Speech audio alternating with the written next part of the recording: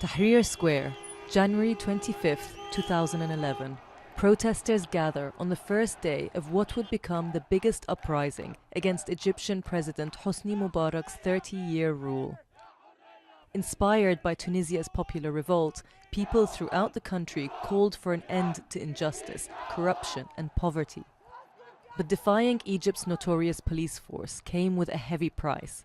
Demonstrators were arrested, beaten and killed as security forces fired tear gas and live rounds on demonstrators. Still, the crowds grew stronger. By January 28th, dubbed the Friday of Rage, hundreds of thousands of demonstrators were heading out to demand the removal of the regime.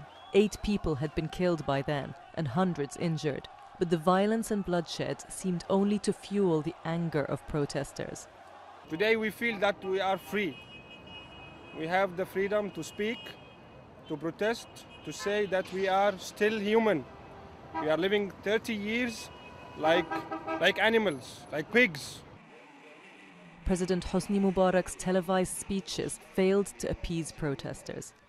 After decades of repression and encouraged by rising international condemnation of the regime's heavy-handedness, the protesters refused to back down. We're still in the streets. We're not going to leave. We're going to protest. We're going to continue our revolution. We're not going to rest until he's finished. And on the 11th of February, the long-awaited speech was delivered.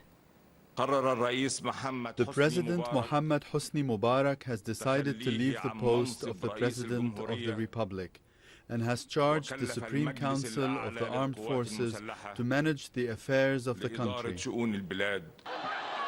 After more than 2 weeks of protest, in which around 850 Egyptians were killed, news of Mubarak's resignation was met with celebrations throughout the country that lasted well into the night. The following morning, Egyptians woke up to a new reality, and after the initial elation, many were left wondering whether the revolution would indeed achieve its larger goal of real democratic change.